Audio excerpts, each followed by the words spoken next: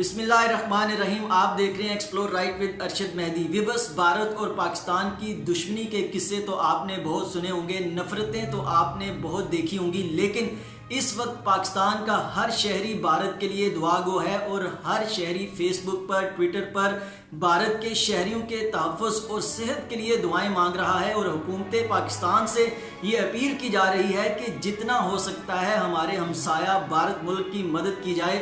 उसकी बुनियादी वजह यह है कि भारत में इस वक्त कोरोना वायरस की जो दूसरी लहर है ख़तरनाक सूरत हाल इख्तियार कर चुकी है और इतनी ज़्यादा अमवात हो रही हैं कि शायद जंग की सूरत हाल में भी इतनी ज़्यादा अमवात या इतना बड़ा नुकसान जो है वो किसी मुल्क को ना हो। इस वक्त अगर गुज़िश्ता 24 घंटों की बात करें तो भारत में 2663 लोग जो है वो जान की बाजी हार गए हैं। 4 लाख नए कोरोना के केसेस जो है वो रिपोर्ट हुए हैं और हॉस्पिटल्स जो है वो मरीजों से भर चुके हैं। लोग हॉस्पिटल्स के बाहर फुटपाथ पर, सड़कों पर, गलियों पर जो है वो अपनी जान गंवा रहे हैं। इतने ख़तरनाक हालात आज तक जो है वो कहीं नहीं पैदा हुए और पूरी दुनिया के जो 40% कोरोना के मरीज़ हैं वो सिर्फ इस वक्त भारत में हैं। और भारत की जानब से और भारतीय मीडिया की जानब से जो चीज़ सामने आ रही है वो ये कहा जा रहा है कि भारत में ऑक्सीजन की शदीद किल्लत हो गई है और भारत के जो हॉस्पिटल्स हैं वहाँ पे ऑक्सीजन बिल्कुल जो है वो कम होती जा रही है मरीज़ों के लिए, जिसकी वजह से जो मरीज़ हैं वो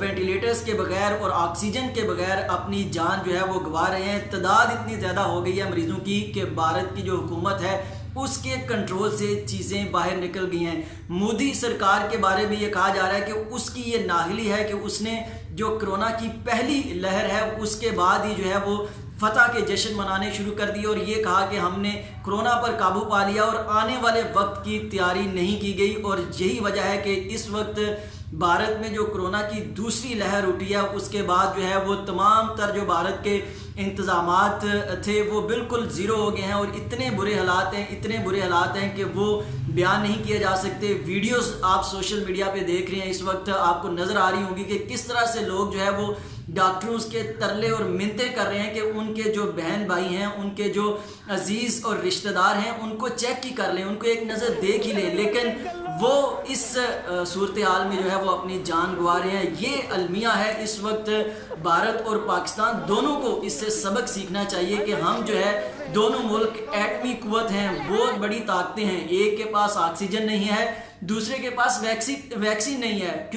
क्योंकि हम जो है वो तमाम तर जो अपना सरमाया है वो सर्फ करते हैं असला साजी में, जहाज़ों में, टैंकों में। हमें मिसाइल बनाने हैं बड़े बड़े, हमने एटम बम तैयार करने हैं, लेकिन इंसानों पर कोई खर्च नहीं किया जाता। दोनों मुल्कों में तालीम और सेहत का जो बुरा हाल है वो बिल्कुल एक्सपोज हो गया है इस वबा के दौरान। और पाकिस्तान में भी कोई इतने अच्छे हालात नहीं है, चूँकि उतने उस तरह से नहीं है जिस तरह से भारत में मामला हो गया है। लेकिन इस वक्त अगर हम आज की लाहौर की बात करें 24 अप्रैल की, तो लाहौर के जो तमाम 8 बड़े सरकारी हॉस्पिटल्स हैं उनमें वेंटिलेटर्स इस वक्त फिल हैं, तमाम ख़त्म हो चुके हैं।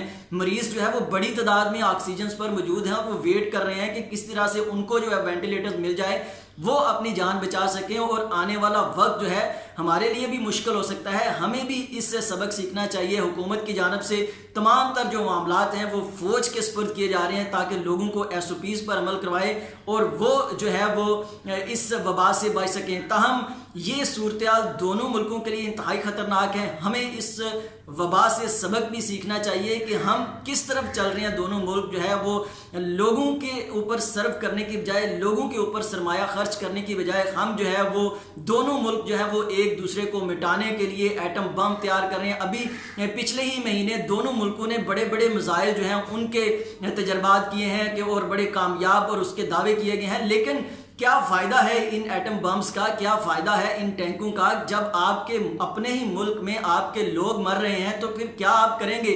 आप आसियान कंट्रीज़ को देख लें, इंडोनेशिया, मलेशिया, थाईलैंड, उन्होंने अपने तमाम तर झगड़े ख़त्म किए, पीस डील्स की और उसके बाद वो कहाँ से कहाँ चले गए और हम जो है वो पीछे से पीछे जा रहे हैं। दोनों मुल्कों को सोचना होगा कि हम आपस में पीस मुआहदे तय करें, हम जो सर्फ कर रहे हैं, इतना ज़्यादा सरमाया हम लगा रहे हैं असला साजी पे, टैंकों पे, हम हॉस्पिटल्स बनाएं, हम तालीमी इदारे बनाएं, हम लोगों पे पैसा खर्च करें, बजाय इसके कि हम बड़े बड़े एटम बम जो है वो बनाने में लगे हैं। एटम बम तो एक या दो ही काफ़ी होता है किसी मुल्क को तबाह करने के लिए, और हमने तो सैकड़ों अंबार लगा लिए हैं। भारत में भी यही सूरत हाल है, और भारत के लोगों को भी इस पे आवाज़ बुलंद करनी चाहिए कि अब जो है इस चीज़ को ख़त्म किया जाए, और इसके बाद जो है वो दोनों मुल्क जो है वो अवाम पर खर्च करें और अवाम पर पैसा लगाएं, ताकि इस तरह की अगर कोई सूरत हाल होती है तो उसको निपटा जा सके। इंतहाई खतरनाक सिचुएशन है भारत में। तमाम इंटरनेशनल मीडिया भी इसको रिपोर्ट कर रहा है, भारत का खुद मीडिया भी इस पे आवाज़ बुलंद कर रहा है कि इस वक्त पूरा भारत जो है वहाँ पे शमशान घाट जो है वो कम पड़ गए हैं,